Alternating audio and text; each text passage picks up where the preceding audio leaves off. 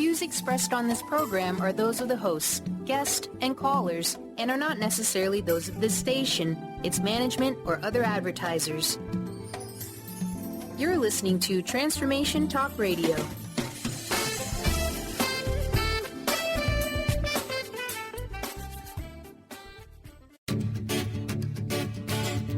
Get fired up for Spirit Fire Radio, your guide to practical mindfulness and meditation. Join hosts Tim Darter and Steve Kramer and discover how to add the mechanics of meditation to your day. Watch yourself connecting in a whole new way and find the amazing moments in life's routines that often pass us by. Add to your awareness with Spirit Fire Radio. Now here's your hosts, Tim Darter and Steve Kramer.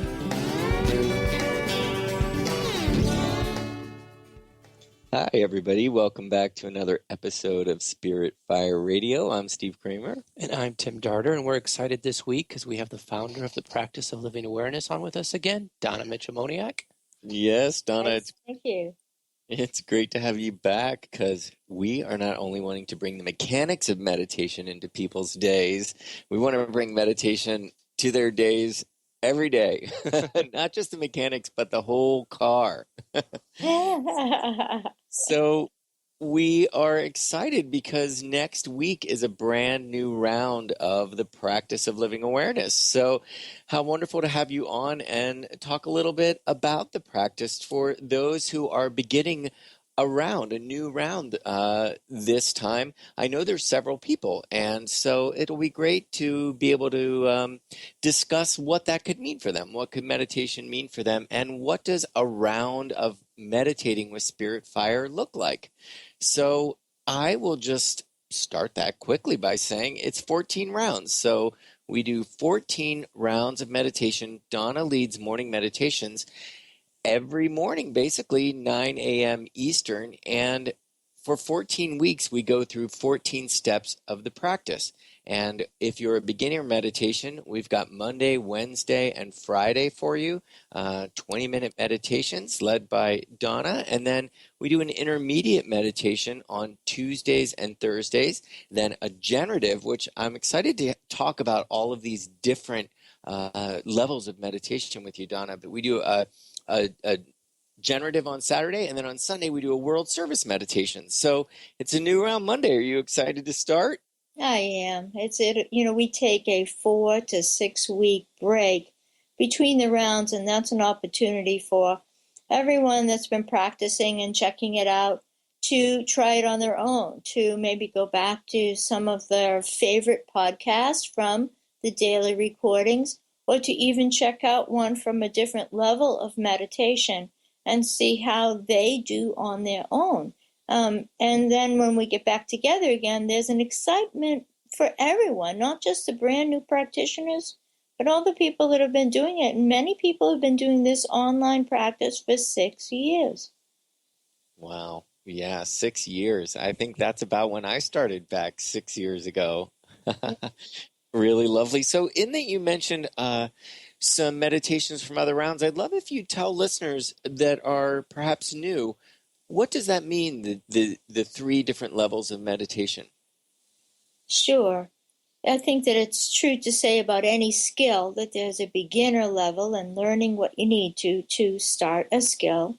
Then there's that intermediate level where you've got the foundation under your belt and you're now really trying to hone that skill or cultivate it as an established practice. Certainly with meditation, that's the key, is to establish a rhythmic practice. And with that, anyone would find that their skill level, again, no matter what skill we're talking about, that it would improve and refine. And then with the third level of learning a skill, there would be a more, if you will, expertise or a more journeyman's kind of level of that. And that would be related to the generative stage. And then the service meditation is a general meditation for anybody that just simply and very widely appreciates Mother Earth herself. Those are always lovely meditations. Those are a little bit longer and have a similar theme. So really you do feel like you're sort of coming home or you're going to church on Sunday with those really beautiful earth sort of, earthy meditations. I want to let people know, you mentioned that during this time off, they'll listen to a podcast. Just if in case you're new, we have all of the meditations, and I know Donna will often put even some generative stage. If there's a meditation that stands out during the week, we'll always put them on the blog. We always have the entry-level meditations on the blog. Almost always the intermediate are on there as well. So that's livingawarenessmeditation.net. So if you can't meditate at 9 a.m. Eastern, you certainly can listen to those meditations on your own and set up a daily practice or a routine and a rhythm, because that's so important, huh, Donna, to create a rhythm and a routine. That creates the discipline. It does. Certainly meditation, again, I'm going to refer to it as any other skill. Meditation requires repetition in order for us to learn the parts, techniques, and for that to actually be established as a skill. And the beauty of meditation, of course, is that it's not only a skill that we're learning to quieten our mind, to find a calm, centered peacefulness within, which then allows us to touch into the joy that is possible for us all to feel and experience. But furthermore, that skill has to then translate into our life, because there's no point learning any skill unless it's going to give us benefit in our full life. So even if we're learning carpentry, it's going to benefit our life because we're going to get paid for the carpentry and maybe be able to produce something beautiful for our own home as well as for someone else. And so similarly so with meditation, the skill that we learn will bring forward a calmness and a betterment within ourselves, but then we can take that off the cushion into the rest of our life, and that's where meditation benefits everybody. And that can actually be quite an impetus for being on the meditation cushion. I know that there are times that I've sat down and really realized that I'm not only doing this for myself, and not even to say that it's for all of humanity, but even the people that I'm associating with day to day. As I'm on the cushion, I'm realizing, wow, I'm actually doing this for them. They have to be around me all the time. And if I am a bit more centered, if I am calmer, if I know how to sort of align myself with my true self, I'm delivering who I know myself to be for them. And in that truth, we can have a better relationship. And I just notice my days go smoother.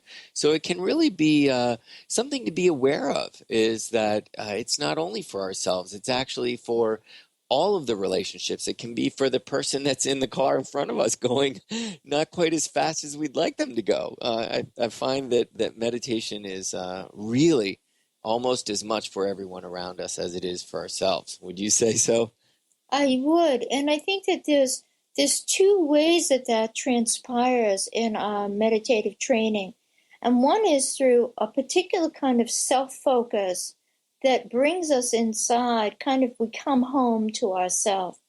And in that, then we do become more familiar with really our emotions, what's going on inside our mind. My body is not feeling so well today, but instead of just moving through it or popping a couple of ibuprofen, I think I'll try to figure out why my body's not feeling so well. So there's the coming home, the inside component of a meditation practice.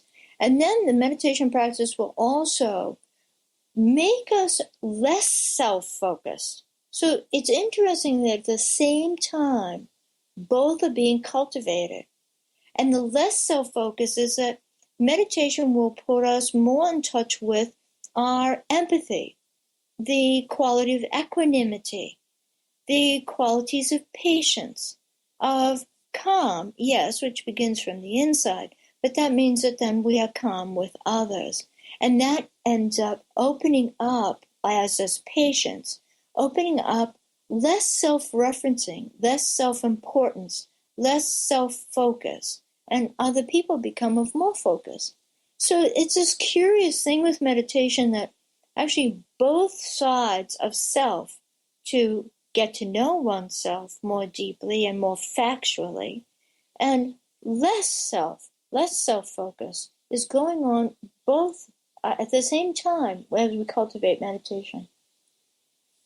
I love that you said the word curiously or curiosity. That word kept coming up for me, especially when you were talking about pains and to sort of take it into meditation to say, well, where did that come from? Because I find that meditation really is a journey and it is an unfolding, and life becomes one of curiosity. Where is my path going to lead me? And how has it gotten me to where I am today? Can I understand the subtle nuances of my situation, the situations that led me to this, and what they might create? So within all of that, I find curiosity and wonder are two words that come up quite a bit, for me anyway, in my appreciation of all that meditation provides. Oh, certainly, and there are two words that are used frequently within the guided meditations of the practice. Wonder, most assuredly, because wonder has to do with our heart center. It has to do with heart and mind, that quality of open-mindedness, kind of witnessing the sparkle of life, and even just a wonder and an appreciation of, you want electricity, all you have to do is flip a switch, at least here in America. So that kind of appreciation of our self, of our world, of our family, of our environment, again, also come with meditation. And why? Because we're coming inside. Because we're coming to that nexus, that origin point of our stress or our happiness.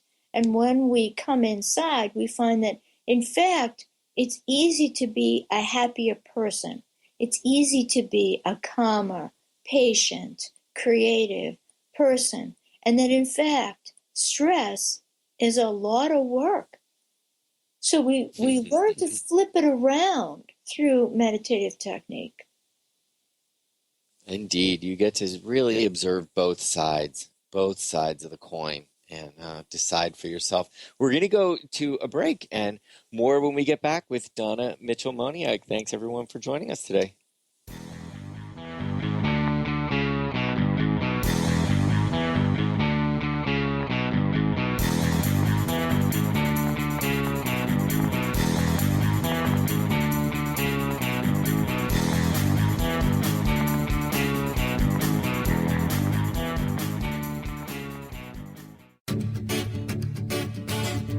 Hi, I'm Tim Darter. And I'm Steve Kramer. Join us on Spirit Fire Radio. Discover how to add the mechanics of meditation to your day.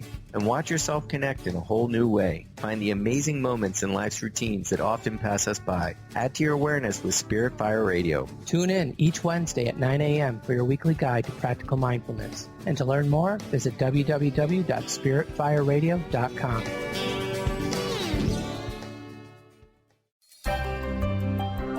Shine On Radio. Find Your Shine with Kelly is the show that celebrates what makes you, you. Join co-hosts Kelly Wadler and Dr. Pat Basili as they break down how to brilliantly fuel and move your body and love what makes you shine. Kelly is a professional arts and wellness coach dedicated to helping brilliant women find their confidence, energy, self-love, and shine. Tune in to Shine On Radio with Kelly and find your shine on TransformationTalkRadio.com. Tune in to The Jen Royster Show, intuitive guidance to inspire your life, each Thursday at 8 a.m. Pacific and 11 a.m. Eastern on TransformationTalkRadio.com. This amazing show is an inspirational hour that will take you on an epic metaphysical journey to discover the spiritual approach to life's greatest challenges. Dr. Jen is an internationally known intuitive counselor, spiritual teacher, and energy healer. Call in for intuitive readings and visit JenRoyster.com for more information. Tune in to Lucid Planet Radio with Dr. Kelly Neff. This hit show will illuminate your senses and empower you beyond your daily stressors and hardships. Renowned psychologist and author Dr. Kelly will captivate you with far-reaching topics and amazing guests as you wake to the greatest version of yourself. Learn to tap into your intuitions, think critically about our world, heal emotional and psychological wounds, and follow your passions to live your dreams. The Lucid Planet. Welcome home. Visit lucidplanetradio.com for more information. What if your body and mind were the compasses to the secrets, mysteries, and magic of life? Glenna Rice, co-host of The Questionable Parent, is inviting you to access all that is possible. Glenna is a 10-year certified veteran Access Consciousness facilitator who offers an amazing variety of life-changing classes and workshops. Work with Glenna from anywhere with teleclasses and workshops all over the globe. To learn more and see Glenna's current schedule of events, classes, and workshops, visit glennarice.com. Almost everyone at some time in their lives ask themselves, what am I? Most of our questions are ego-generated and simply don't address the problem of our false self. It's time to relax your ego and embody your soul. Dr. Dan Cohen, neurologist, inventor, and author, has created tools to awaken a new way to transform from who you thought you were into what you truly are. Visit toolstoawaken.com today.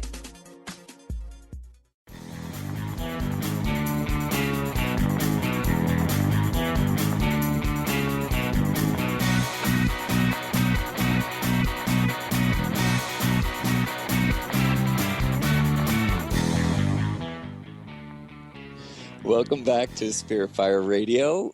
Today we're joined with Donna Mitchell-Moniak. She is the voice of Spirit Fire Meditations. She leads live meditations with Spirit Fire. Donna, almost 365 days a year. No, well, maybe we took a couple weeks off, but it is such a service. I mean, listeners, if you can imagine, this lovely woman gets up and at 9 a.m. she sits down, puts the computer on, creates access to the entire World Wide Web, and leads an original 20-minute meditation for any and all who would like to listen and tap into the vibrational essence of the day, to meditate as a group, to learn and create and develop a practice of your own with the practice of living awareness. But goodness, Donna, it is such a service. And I think sometimes we don't just come out and say, what a feat.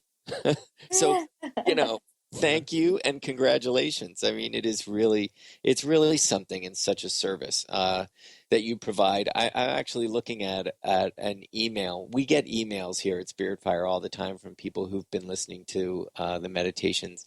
And in April, Donna did a heart-centered meditation, which I think they're all heart-centered meditation, but it was just called one by name, nominated as a heart meditation. And it says, Donna, your guided heart meditation today is a treasure, a truth for every moment in the unfolding challenge and beauty of life.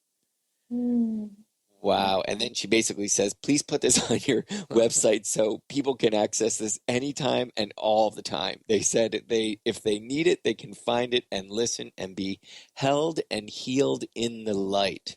Nice. That's from Les Waldron, who's just a wonderful practitioner she's been with the practice for many, many years. And it's lovely to have that energy. Do you in this time off, do you get a sense when you're back in the group field again that it's something, do you sort of revel in that moment? Oh, I do. I think we all do, especially those who've been doing it for a long time. One of the purposes, again, of taking the time off is to really feel your own ground, if you will. Have you integrated any of the techniques that you've learned over the 14 weeks so that, some sort of rhythm with the practice or some sort of rhythm with yourself has been established among other techniques. And I meditate every day regardless, but certainly the group field is its own magic, its own kind of juju. So, I enjoy it, and I look forward to next Monday.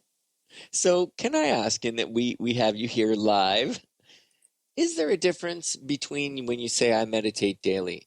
Now, is there a difference in your meditations when you're meditating? Certainly, when you're meditating with the group and you're leading and guiding a meditation, you are in a meditative state and you are leading a meditation because Spirit Fire's meditations are guided in that there is instruction. There's also time for contemplation and time of silence for simply being with the energy that's being created within the meditative field. I'm just curious if you could tell us a little bit about your experience of meditating alone and your experience of meditating with a group. Sure, meditating with a group for everyone always puts us into literally a group field. And so in a certain way, it's like removing the imagery that one would have in their mind if you sat in a room with eyes open and were having conversation with a whole group of people. So if you close your eyes and now everyone gets silent, I think that my guess is that everyone has experienced that we can still feel one another somehow. Well, with a meditation, we're all focusing on what's being said and what's being called forward, be that a technique or our heart center or clarity of awareness, whatever it might be. But because there's a group of people at the live time focusing on that together, open to it, receptive to it, and then abiding within whatever's been generated, so to speak, then everyone picks up on that. And I do too. And as a meditator my whole life long, certainly I think that there's a refinement with which a practice meditator will experience that, and then a refinement which a practice meditator can support within the field. And I certainly feel both. Well, before you move on to perhaps maybe a few words just about your own personal meditation practice, I can say that what was really wonderful for me within that group field, there would be days that I just felt something was off. I would be meditating and I just couldn't quite tap in. I couldn't get myself really just aligned. I felt scattered. It was almost as if I just had to get up and walk around and sit back down on the cushion. And lo and behold, you'd say, everybody stop.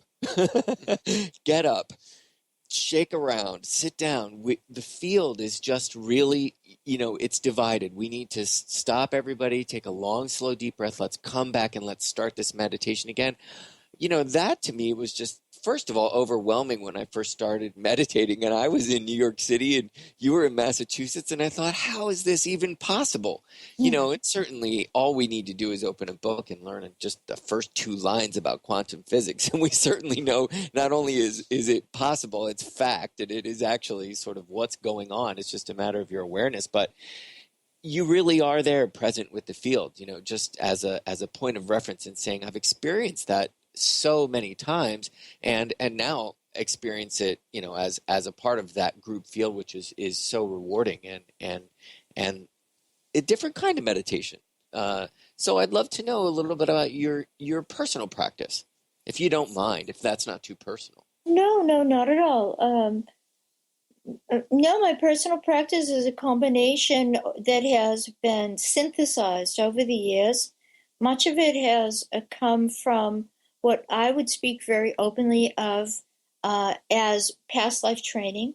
To me, that's a fact. And as it came forward in my own consciousness, it was easy to integrate the parts that worked well in this current life and just provided, not only insight and positive meditations, but then was easy to translate into teaching about meditation. So those are the parts that were integrated well.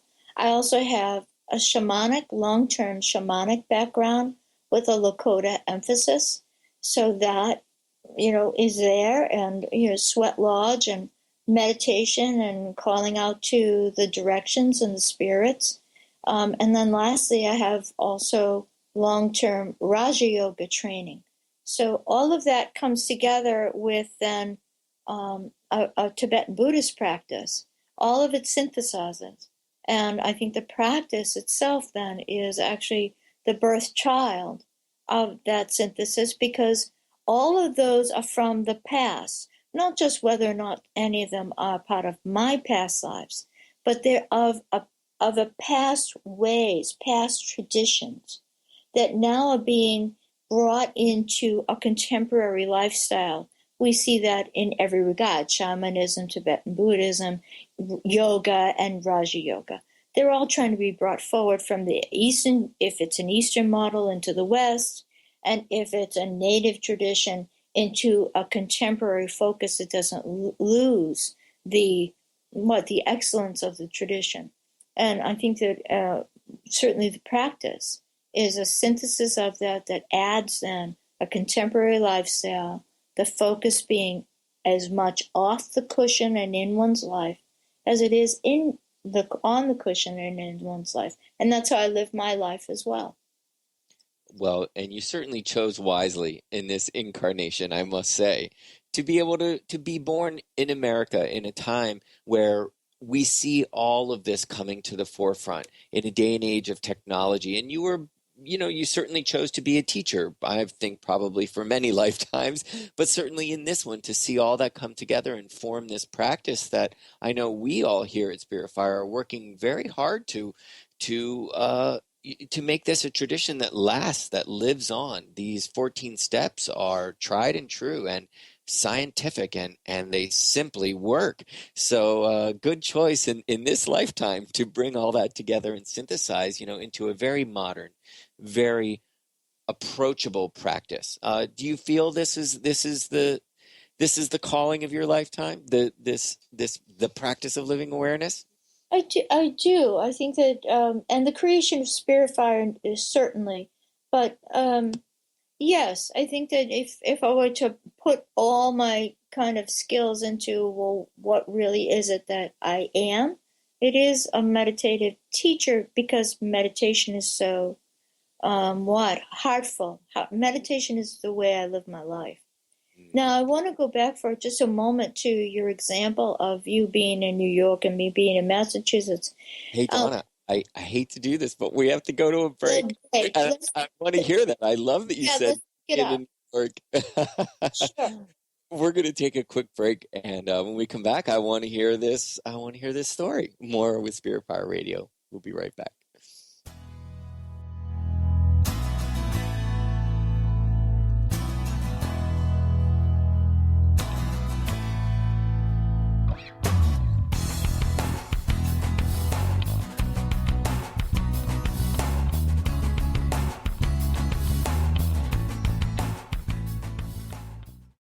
There are so many resources out there for meditation. But did you know that Atana's Heart Earth Healing Meditation is available for you for free? Yes, that's right. You can receive this free healing meditation today from Atana Vadili. All you need to do is visit his website, atanamethod.com. That's ATAANA method.com, and sign up. You will receive your free meditation instantly. That's atanamethod.com. Artie Hoffman is the hottest psychic with the warmest heart and the host of the hit show Angels and Answers. A renowned psychic, medium, spiritual life coach, and an entertaining motivational speaker, Artie has helped over 15,000 people with his amazing intuitive gifts, his passion, and his humor. Call 877-ANGEL-02 to schedule a personal reading or to have your own psychic Artie party. That's 877-ANGEL-02. And visit artiehoffman.com and Angels and Answers on Facebook. Hi, I'm Tim Darter. And I'm Steve Kramer. Join us on Spirit Fire Radio. Discover how to add the mechanics of meditation to your day. And watch yourself connect in a whole new way. Find the amazing moments in life's routines that often pass us by. Add to your awareness with Spirit Fire Radio. Tune in each Wednesday at 9 a.m. for your weekly guide to practical mindfulness. And to learn more, visit www.spiritfireradio.com. Get into it for 2016. Do you want more prosperity, clarity, energy, and balance in your life? Join Lynn Brown now through March for one of her amazing workshops, each focusing on a key part of living your best life. For more information and to register for one of these amazing workshops, visit lynnbrownevent.com. That's lynnbrownevent.com. And get into it this 2016 with Lynn Brown. Are you ready for a game changer? Sarah Westall is bringing you Business Game Changers Radio. Sarah brings you leading experts, visionaries, and newsmakers who provide the best commentary on big issues and cutting-edge innovations. Sarah's 20 years as a business executive will help you think like an entrepreneur with expertise, energy, and attitude. Tune into Business Game Changers Mondays at noon Pacific, 3 Eastern on TransformationTalkRadio.com.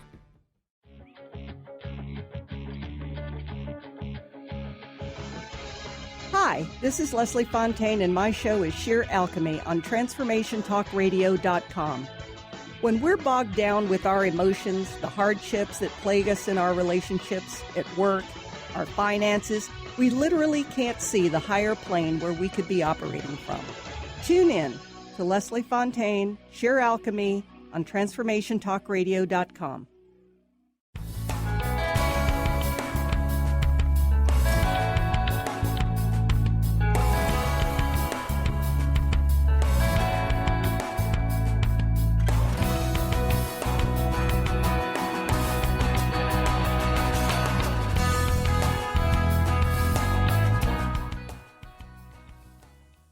Welcome back to Spirit Fire Radio. And right before the break, Donna was going to tell us a story about Steve in New York and she in Massachusetts when you guys were meditating. Yeah, well, it's not necessarily a story, but more just to go back to that example that Steve offered, that, part of being a meditator is that all your senses increase. And that means that the sense of beauty increases, the sense of appreciation increases, maybe your sense of hearing does, and you start to hear a little bit of extra tones and sounds that are already present all around us. We might, start to pick up auric fields or things like that. And we might not do any of those kind of more, almost englamored kind of extrasensory stuff. But you do pick up more of what's all around you as well as inside. And so, yes, definitely to Steve's example of him being in New York and me being in Massachusetts and picking up on the field, that the field was not settled. Now, it could have been that one person had a rough morning or another person just rushed into their meditation and just plopped down and, because it was the time to do it. But the point, I think, to take from Steve's example is that we quite often within the meditation sitting, I will say, well, let's just start all over again. And the reason we do that is two reasons, actually. First, we can. We just can. There's nothing that says that we can't. So we will. We'll just start all over again. And that unto itself is a very good training, because in life, there's no reason why we can't start all over again. And then the second reason is that everyone then finds that no matter what little corrective or what little encouragement or what little prompting that is said in the guidance, there will be people in the group field for whom that was perfect and perfect timing. Their mind was wandering, and I say, come back. They were off thinking about their day's list of things to get done, and I might say, let's take a long, slow, deep breath and be present. And they get present to the now, not to the future that doesn't exist yet. So there is just something about that shared group field that is maybe a little telepathic, but no one needs to worry about, me being aware of what's going on in anybody's mind or, what pajamas they're wearing that day. It's not anything like that. It's more of just a simple group field dynamic. Well, and I also would add to that perhaps there's simply just an energetic that's happening on the planet. That's, Mercury's retrograde and everybody's been really frustrated because their phone keeps dropping, their software won't upload, they just missed their taxi, the flights are messed up. I mean, there's astrological factors that actually affect us all. And we tap into the group field and actually there's a need to restart a meditation or go back, and it could be something greater that we could very easily say, oh, that was personal. That was about me. Oh, we're starting again because I'm not actually aligned or I rushed to this meditation practice when actually it could be, something that's going on universally or globally or, nationally. The news is crazy because the world's all of a sudden crazy. So I think it's that it's that who knows where it comes from. We can all make it personal. We can identify with it and say, oh, this is about me. And that's all, again, the beauty of meditation is it really can also be let go as simply a group endeavor and actually a group situation. So that's all.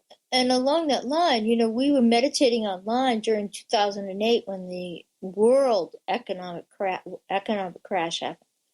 And the anxiety that was in the collective consciousness of humanity was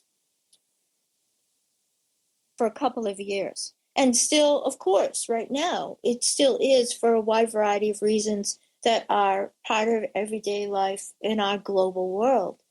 And you're 100% right that it could be that, an earthquake has happened, a tsunami has happened, a crash has happened, and anything like that, because we are a collective humanity with a collective consciousness. And rest assured, that's one of the excellent and imperative reasons why you matter. Everybody matters who meditates, who finds quiet and peace within.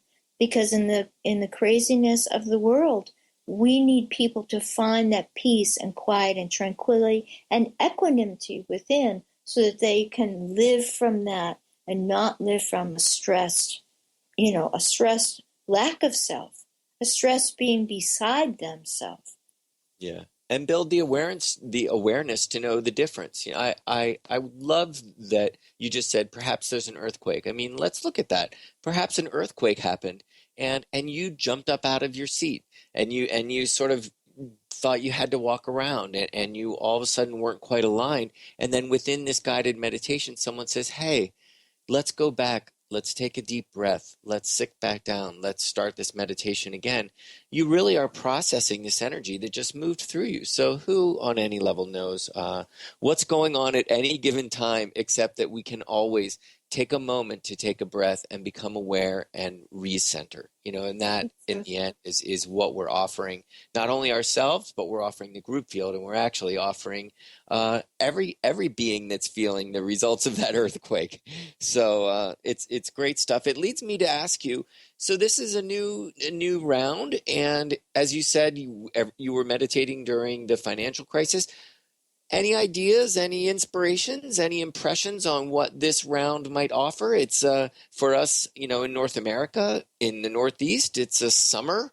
For everybody in North America, it's a summer season. This is going to be a summer into the beginning of the summer meditation practice round.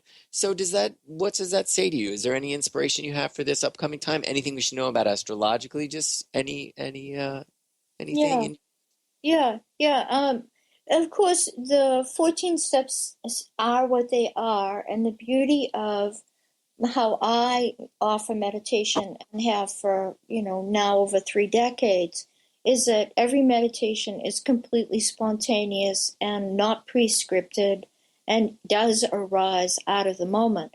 Now, within the practice of living awareness, that includes that the moment is a step, particularly.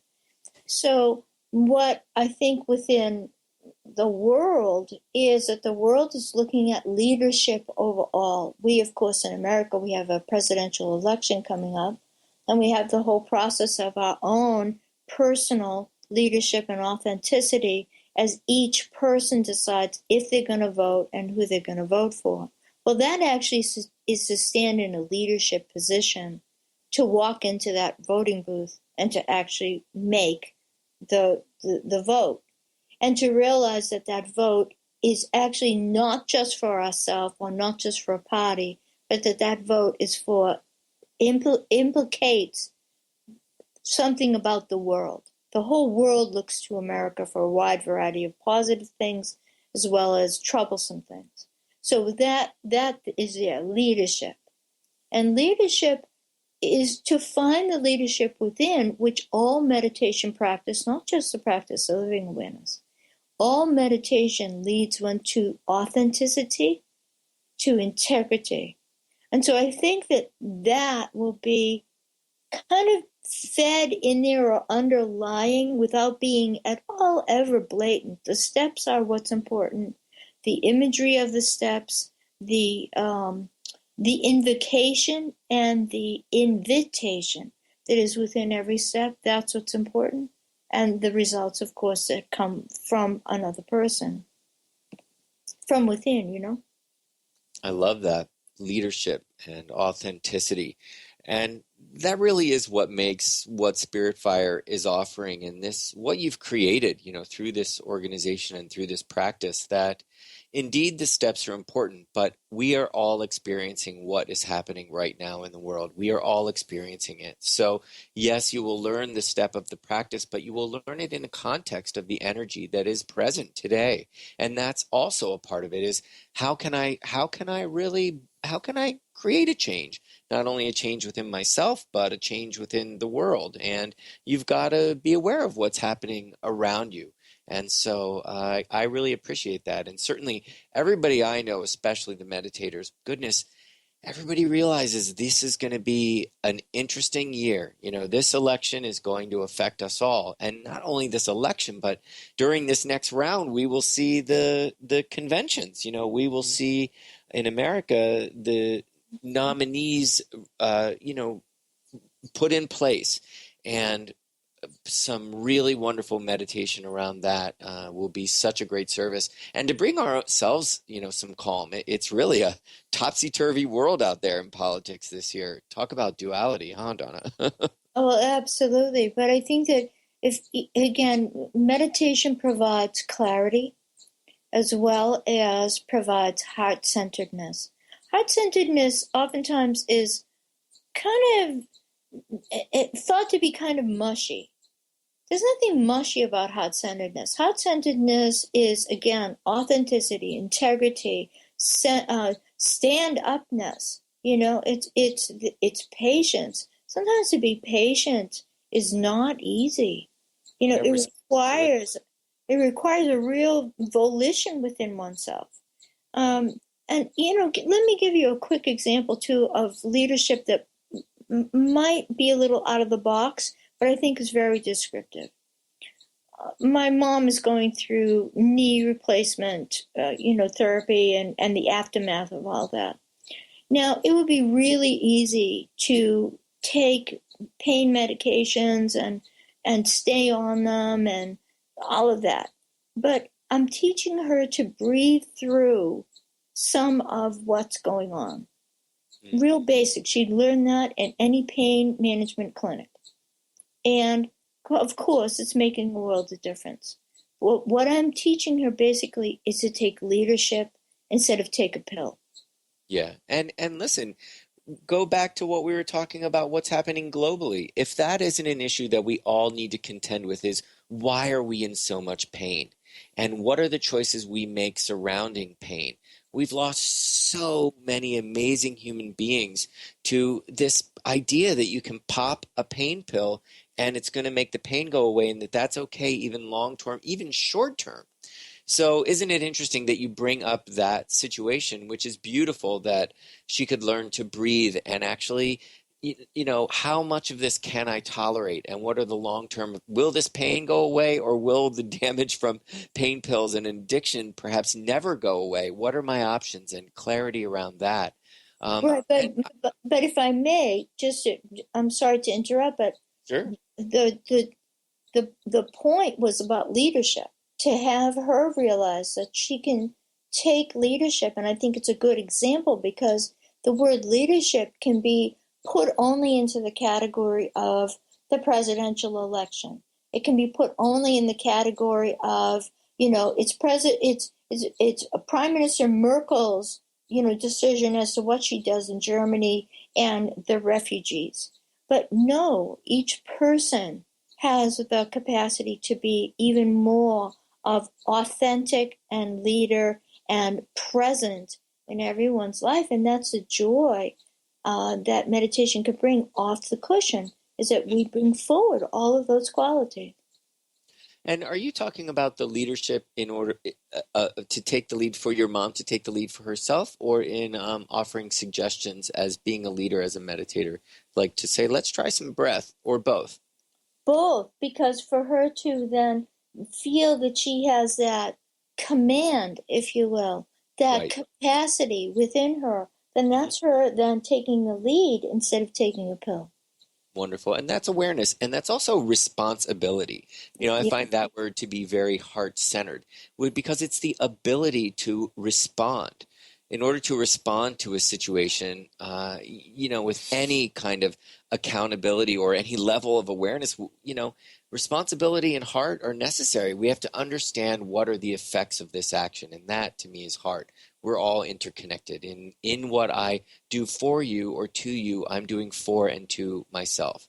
Yeah. And that, to me, is heart. So, because this is a new round for you, it's also a new round for Tim and I, because we've taken on this Spirit Fire radio endeavor, and we've stuck to our game, which has been, in each round, we have invited guests onto the practice who, because of their life calling, their vocation, their passion, they express a particular tool of the practice. So each week we go through the step that you are meditating with, and we find somebody that we feel really can speak to that tool simply by speaking about themselves. And we have had some pretty cool people, Tim, huh? Yeah. I mean, we've had researchers, writers, musicians, lots of musicians, the songwriters, first round, singers. We had a defense lawyer. We've had moms, right? Parents, yep. Lots of parents talking about tools that they use with their children. And, my goodness, it's every single one of the tools. They have got a great tool belt.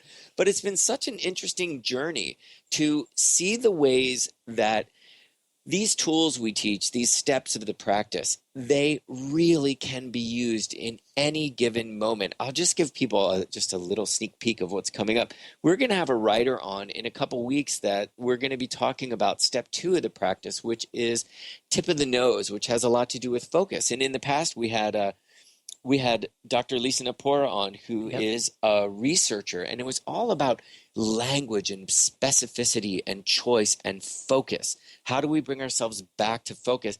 And this is going to be about noticing the usually not noticed, and talking about how do we move from a world that is primarily dualistic to seeing the world as non-dualistic, and that you could take the step of focusing on the tip of your nose as a way of opening your world up to the dynamism that's present within the breath. We may make assumptions that, I know my breath, I breathe all the time. But when we actually focus on the beauty and all that the breath can offer us, the wonder and all that's available to us through the breath, we're actually opening up a world of again, curiosity and wonder and appreciation for that moment. She translates that into how do we get beyond bigotry? How do we get beyond labeling and assumptions we make about each other? And how do we move into a more non-dualistic state of existence? So to me, that's such a celebration that we would take such a simple step. And when you are in the face of labeling someone, you are a Republican. Well, could I stop, remind myself that my breath is really dynamic. I'm going to take a moment, take a deep breath, focus on the tip of my nose and see what comes to me, what's available in the largesse of that moment, as opposed to just taking everything for granted. And in that moment, I see that maybe I could look at you and what do you have to offer that's beyond what I'm noticing now, which is the label I've put on you. So that's just an example, and I find it all so inspiring and just really, really lovely, the way that these tools are really applicable in our everyday world. So thanks, Donna. Well, the practice just offers so much to so many people. It's pretty amazing. And the applicability never stops. But again, that's true of all meditation. The applicability of meditation never, ever stops. And, as I've said so many times, like the analogy of learning how to read and write, that ability of literacy, we are still to this day as adults, of course, learning new words, learning possibly new languages, inventing new words. and learning how to work with our literacy. And similarly so with meditation. Meditation will never stop giving. And the ways in which it gives, they have no bounds. It is literally limitless. So if anyone is going to question, oh, maybe I should, maybe I shouldn't, give it a try. Give it a try with this new round that's coming up. And we make it really easy, and it's free. Give it a try. And the last thing I would say about easy is that, of course, with an online practice, time zones and one's life responsibilities and the time that one has available to sit down for 20 minutes or a half an hour, you can do that on your own time because of the podcast. Should it not be convenient or within your time zone to be able to sit down at 9 a.m. Eastern.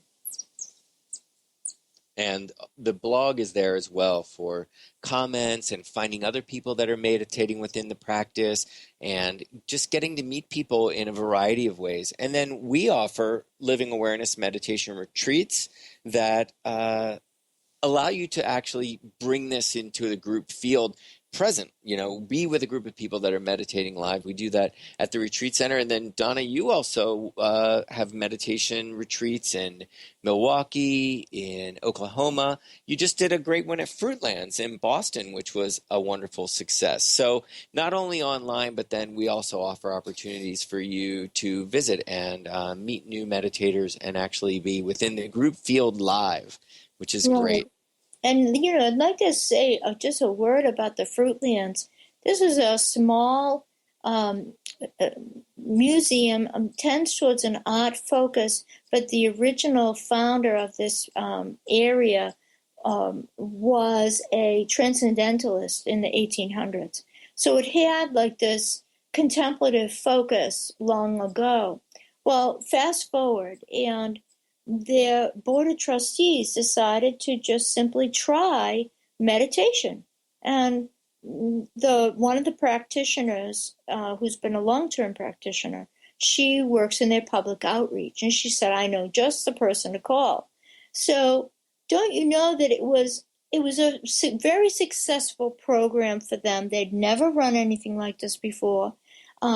Everyone wants it again in the fall.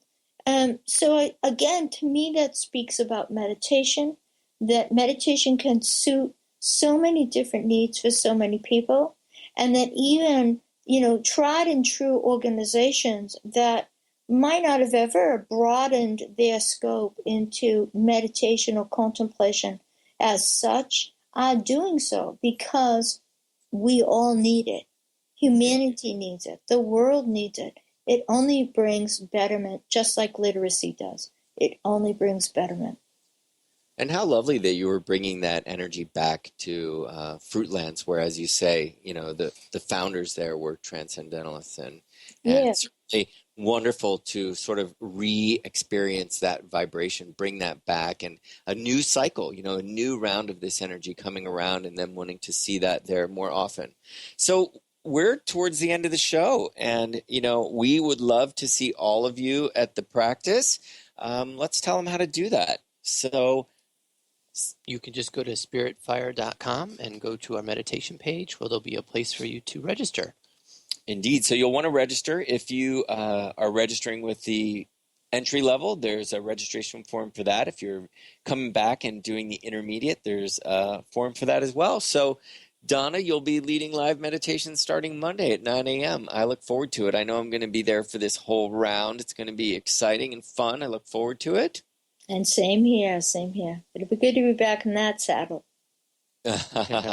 Good. So that'll be for 14 weeks. And then Tim and I will continue on with Spirit Fire Radio for this round. We're going to have some really intriguing guests. We've got a computer artist who has recreated or made visual your chakra system and certain energetics that we can imagine in our mind, sacred geometry, but what would they look like if we saw them in front of us in the real world? He creates these beautiful abstractions. And we're going to have some writers, a nutritionist. It's going to be a really great round. So we look forward to the show, and we certainly look forward to meditating with you, Donna. Thank you, guys. Wonderful show. All right. Thank Thanks you. so much for being with us. We'll see you all next week. Bye-bye. Bye-bye. Thank you for listening to Spirit Fire Radio. Tune in each Wednesday at 9 a.m. Pacific Time, 12 noon Eastern, for your weekly guide to meditation and living with awareness. Join hosts Tim Darter and Steve Kramer and discover the ways that consciousness is being cultivated in everyday life. Connect to your day in a whole new way and find the amazing moments in life's routines that often pass us by. Add to your awareness with Spirit Fire Radio. To learn more about Spirit Fire, visit spiritfireradio.com.